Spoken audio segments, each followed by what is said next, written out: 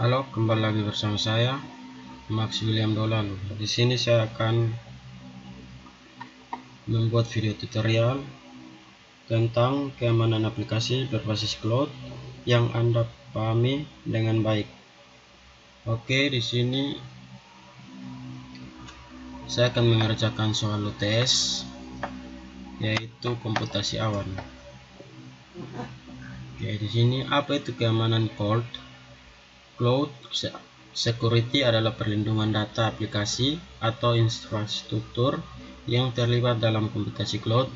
Sederhananya, sistem ini diciptakan untuk meningkatkan keamanan data penting yang telah tersimpan. Cloud security didasarkan 3 aspek penting, yaitu kontrol cloud, kebijakan, dan teknologi.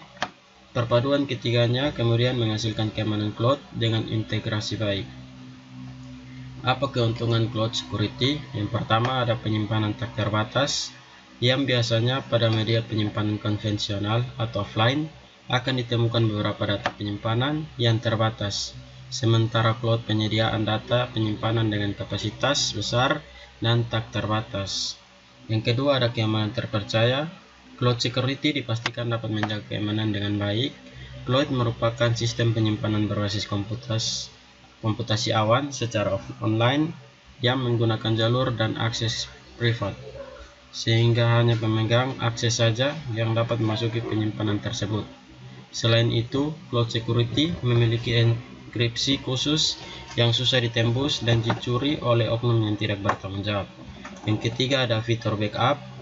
Cloud security telah didukung oleh fitur backup, di mana data yang ada tidak akan hilang begitu saja. Fitur backup pada cloud akan mengamankan data yang Anda simpan di penyimpanan lain untuk menghindari risiko data hilang atau rusak. Lalu yang keempat, ada menyesuaikan dengan jaringan lokal. Ketika terjadi perubahan jaringan lokal, koneksi atau akses dapat direset. Jaringan lama otomatis akan diblokir oleh sistem sehingga data tidak bisa diakses lagi melalui jalur tersebut. Yang kelima, ada penyimpanan tak terbatas. Biasanya pada media penyimpanan konvensional atau offline akan ditemukan beberapa data penyimpanan yang terbatas. Sementara cloud penyediaan data penyimpanan dengan kapasitas besar dan tak terbatas. Penerapan cloud security. Teknologi cloud security dapat diterapkan untuk banyak hal. Berikut contoh penerapan keamanan cloud antara lain. Yang pertama, ada pemerintahan. Dalam pemerintahan, cloud security digunakan untuk menjaga sistem informasi data dan arsip rahasia negara, sehingga sistem keamanan yang pada bidang ini sangat ketat. Pemerintah juga bisa lebih fokus memberikan layanan kepada masyarakat. Yang kedua, ada keamanan negara. Cloud security pada keamanan negara akan memperkuat pertahanan negara dari serangan luar. Keamanan negara penyimpan aset militer dan berbagai jenis senjata yang dapat dijaga secara maksimal dengan keamanan cloud. Lalu yang ketiga, ada bisnis dan perusahaan. Dalam bisnis dan perusahaan, penerapan keamanan cloud sangat terpenting karena berpengaruh terhadap kelangsungan usaha. Dengan banyaknya data yang perlu diolah dan data-data rahasia pada perusahaan juga, tentu penyimpanan aman sangat diperlukan. Yang keempat, ada kesehatan. Dalam bidang kesehatan, sistem keamanan ini digunakan untuk menjaga data pasien, berbagai jenis pengobatan, dan rahasia medis lainnya. Manfaat cloud computing. Yang pertama ada fleksibilitas. Banyak perusahaan yang menggunakan layanan cloud computing dikarenakan alasan fleksibilitas. Layanan cloud menawarkan fleksibilitas yang luas untuk karyawan kamu atau orang yang Anda di ruangan lingkup perusahaan dalam pabrik kerja mereka. Misalkan kamu memerlukan akses ke dokumen, data saat berada di luar lokasi perusahaan atau di rumah. Kamu bisa berinteraksi dengan layanan cloud pada kantor kamu dengan cepat dimanapun dan kapanpun kamu membutuhkannya. Kamu bisa mengaksesnya melalui perangkat yang terkoneksi dengan internet dengan terhubung ke penyediaan layanan cloud. Yang kedua, ada skalabilitas, yaitu manfaat berikutnya dari cloud computing adalah skalabilitas. Maksudnya, layanan cloud menyediakan sumber daya komputasi seperti penyimpanan, bandwidth, dan lainnya. sebagainya dengan kapasitas yang bisa disesuaikan sesuai dengan kebutuhan. Kamu juga dapat menyesuaikan sumber daya yang akan digunakan ketika ada lonjakan penggunaan. Begitupun sebaliknya, kamu bisa mengurangi kembali sumber daya tersebut ketika sedikit penggunanya. Yang ketiga ada keamanan data dan pemulihan bencana, yaitu berbagai penyediaan layanan cloud banyak menawarkan serangkaian kebijakan, sertifikasi keamanan, dan kontrol yang luas. Hal tersebut berguna dalam memperkuat keamanan data dari potensi ancaman pencurian atau kehilangan data. Selain itu, cloud juga dapat digunakan sebagai layanan pemulihan dari bencana. Dalam artian, layanan cloud menyediakan server yang terpisah. Hal ini dimaksud ketika terjadi bencana, server lain masih bisa digunakan. Yang keempat ada penghematan biaya, yaitu salah satu manfaat yang paling terpenting dari cloud computing adalah meminimalisir biaya. Kamu tidak perlu mengeluarkan biaya untuk membeli infrastruktur seperti hard disk, server, dan lain-lain. Sebelum lagi kamu tidak perlu mengeluarkan biaya untuk perawatan infrastruktur atau kerusakan pada infrastruktur yang perlu kamu ganti. Semuanya sudah dilayani dan dikelola oleh penyediaan layanan cloud. Kamu hanya cukup membayar sesuai dengan paket layanan cloud yang telah kamu sepakati bersama.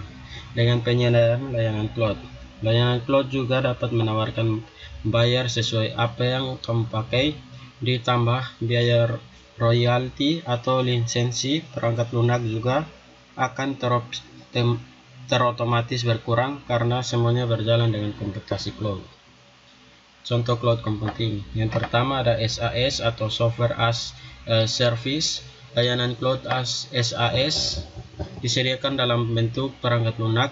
Contohnya adalah Adobe Creative Cloud, Google Docs, Spreadsheet, Microsoft 365 atau dahulu dikenal dengan Office 365. Melalui layanan SAS, kamu dapat mengakses perangkat lunak atau aplikasi dengan mudah tanpa perlu menyediakan media penyimpanan untuk menyimpan aplikasi atau memasang aplikasi tersebut. Dengan begitu, kamu dapat lebih berfokus dalam memaksimalkan pengguna aplikasi karena penyediaan layanan cloud akan menjamin kesediaan dan reliabilitas aplikasi tersebut. Yang kedua ada IaaS, yaitu Infrastructure as a Service, yaitu layanan cloud IaaS disediakan dalam bentuk memberikan sumber daya infrastruktur komputasi, dalam artian cloud computing yang menyeluruh meliputi server, storage, jaringan, bahkan sampai ruangan data center khusus. Apabila dianalogikan ketika kamu menyewa layanan IaaS, artinya kamu sedang menyewa komputer virtual yang masih kosong. Setelah disewa, kamu dapat dengan bebas menambahkan komponen komputasi seperti CPU, RAM, storage, dan lain sebagainya. Yang ketiga ada PaaS atau Platform as a Service. Layanan ini disediakan dalam bentuk platform yang bisa kamu gunakan dalam membuat aplikasi atau perangkat lunak.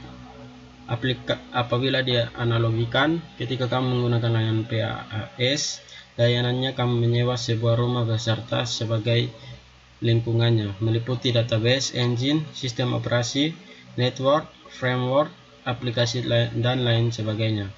Sebagai penyewa, kamu tidak perlu memelihara rumah tersebut karena penyedia layanan cloud lah yang akan melakukannya, sehingga kamu dapat lebih berfokus pada pengembangan aplikasi atau perangkat lunak yang kamu buat.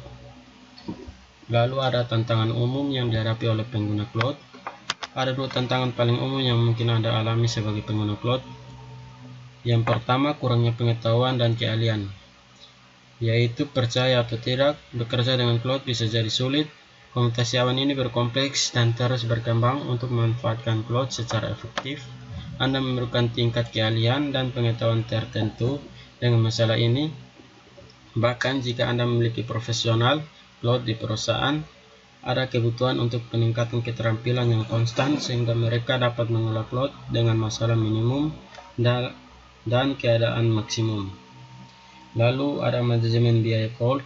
Cloud umumnya terjangkau, namun ada beberapa situasi yang dapat meningkatkan biaya. Sumber daya yang berkurang dioptimalkan yang tidak digunakan hingga potensi penuhnya menambah biaya tersembunyi. Lonjakan penggunaan juga menambah biaya keseluruhan. Kelalaian dalam mematikan sumber daya saat tidak digunakan juga meningkatkan biaya cloud. Lalu ada solusi keamanan sistem dengan menggunakan cloud. Yang pertama, jika melihat kilas balik beberapa tahun yang lalu, pada awal masa pertumbuhan internet, kita mengenal adanya istilah hacker atau yang biasa disebut peretas.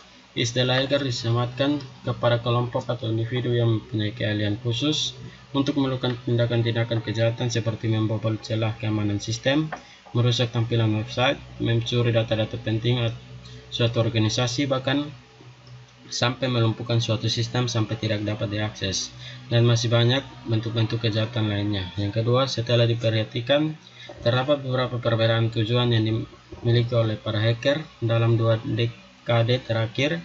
Jika sebelumnya para hacker melancarkan aksinya untuk merusak atau membobol celah keamanan suatu sistem organisasi hanya dalam rangka bersenang-senang, usil, atau sekedar ingin menunjukkan kemampuannya dan ingin diakui kehebatannya dalam membobol sistem dan semacamnya, saat ini nampaknya mereka justru memanfaatkan keahlian dan kemampuan mereka miliki dalam rangka komersil yang bertujuan untuk menghasilkan uang.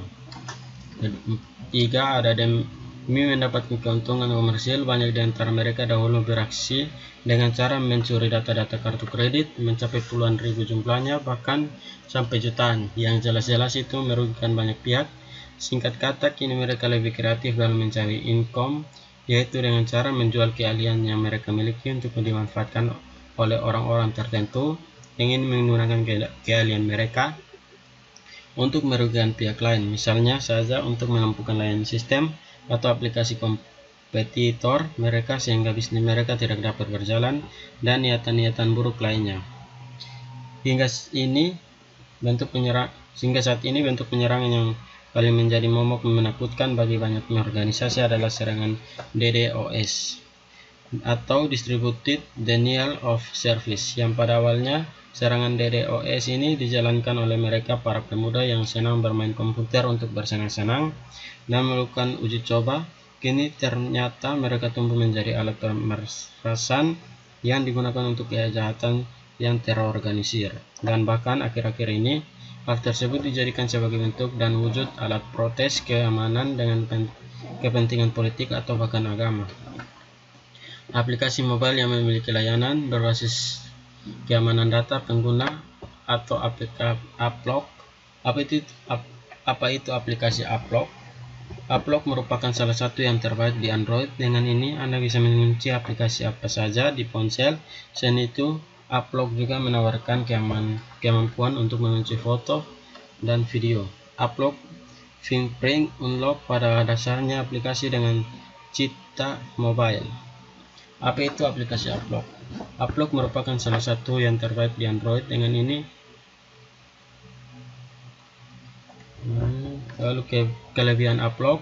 Yang pertama adalah Uplog ini adalah aplikasi pengunci ponsel terbaik sekaligus yang banyak digunakan oleh pengguna ponsel Android untuk mengenalkan ponselnya. Dengan aplikasi ini, kamu dapat mengunci ponselmu dengan mengatur kata sandi sesuai dengan keinginanmu sendiri. Uplog ini juga memiliki fitur khusus untuk menemukan berbagai foto dan video dari galerimu, dan kemudian kamu dapat menyimpannya di lembar besi pribadi yang disediakan aplikasi ini. Di setiap aplikasimu, kamu juga dapat memasangkan kunci pengaman, sehingga jika kamu ingin menginstal aplikasi ini, harus memasukkan kata sandi terlebih dahulu. Selain itu, kamu juga dapat memblokir panggilan masuk, Bluetooth, dan aplikasi lainnya sesuai keinginanmu. Selanjutnya adalah privasi Connect Uplog. Aplikasi ini dirancang oleh grup Alibaba. Keuntungan dari aplikasi ini, kalian bisa menggunakan secara gratis dan tidak mengandung iklan yang mengganggu. Kekurangan dari aplikasi Uplog mungkin dari segi pop-up iklan yang muncul, akan tetapi menonton iklan dapat bayaran dari akses aplikasi yang gratis. Selain itu, dapat fitur hemat baterai sehingga 50%. Pengguna bisa merasakan fitur praktis dalam satu aplikasi tanpa harus mengunduh aplikasi lainnya yang menyebabkan memori cepat habis.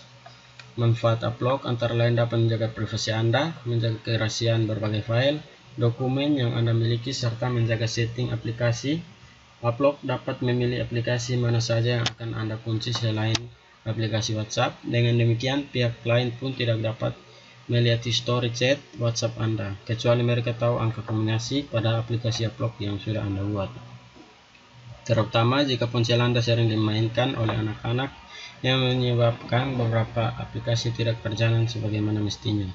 Maka dengan menggunakan aplikasi pengaman WhatsApp WA satu ini dapat menghindari dari berbagai permasalahan tersebut. Oke.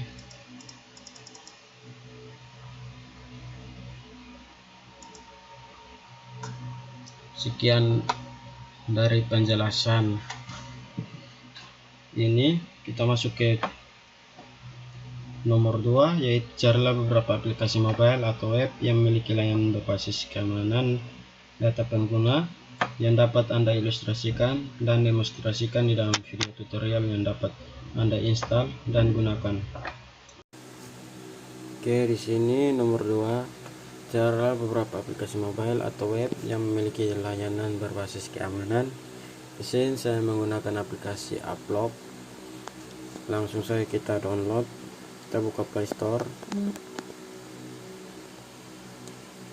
kita cari Upload,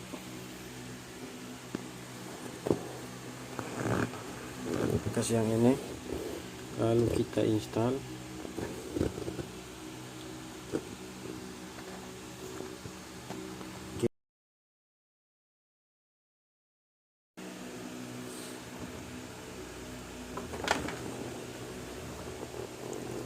Oke, di sini dia sudah menginstal.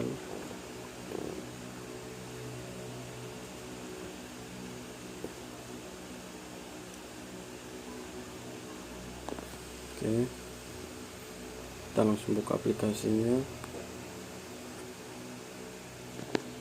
Di sini buat pola untuk membuka kunci. Oke, konfirmasi. Oke, di sini dia ada pemberitahuan dengan menginstal atau menggunakan aplikasi ini. Anda setuju? Ya, di sini kita setuju dan mulai. Oke, di sini ada beberapa fitur dari aplikasi Upload. Yang pertama ada brankas. Di sini dia perlu izinkan. Oke, di sini brankas digunakan untuk menyimpan atau menyembunyikan foto, video, audio, file, aplikasi, dan lain-lain. Oke, lalu ada fitur browser. Sini browsernya untuk kita bermain game atau ada media sosial juga, bisa juga aplikasi berbelanja. Lalu yaitu ada pemacu. Di sini fungsinya untuk memacu aplikasi dalam handphone kita supaya handphone kita tidak berat atau lola. Oke, lalu ada fitur keamanan. Ya, di sini fitur keamanannya ada proteksi yang sangat canggih, mode hemat daya yang bisa mengurangi pemakaian baterai pada 50%. Lalu kita masuk pada cara penggunaannya. Oh, di sini juga ada fitur lindungi.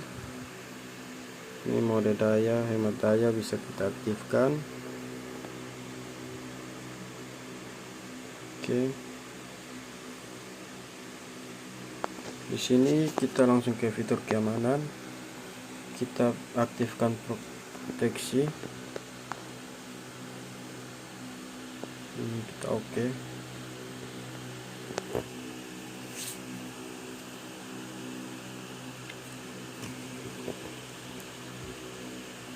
Oke. Di sini aplikasinya sudah ini iklan. X saja. Oke, proteksinya sudah dinyalakan. Di sini kita akan kunci satu aplikasi, yaitu aplikasi YouTube. Kita izinkan.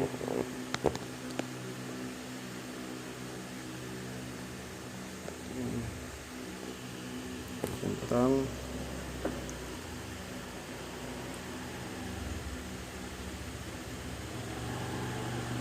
oke, ini juga kita izinkan. Oke, dia akan mengunci semua, yaitu ada Gmail. Kita coba kita buka YouTube. Oke, dia akan meminta pola atau kata sandi. Kita coba buka. Oke, dia akan terbuka. Jika kita masukkan polanya salah, dia tidak akan terbuka.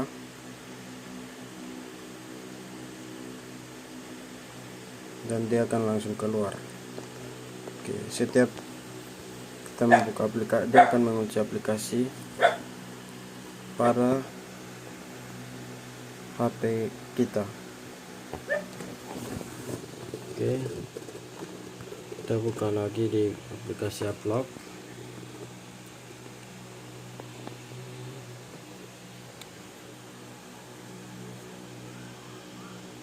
Sini dia minta email keamanan, kita masukkan, simpan. Oke, lalu di sini ada fitur berangkas. Coba kita tambahkan satu foto. Ini kita kunci, konfirmasi. Oke, dia akan mengunci secara otomatis. Oke, di sini ada iklan. Tik saja. Oke, di sini fotonya sudah terkunci.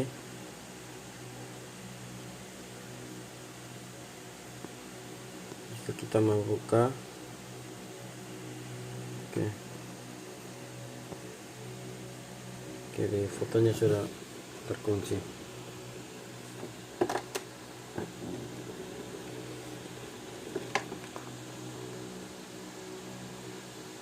Lalu di sini cara membekukan aplikasinya dengan cara kita ke menu sini, kita info aplikasi.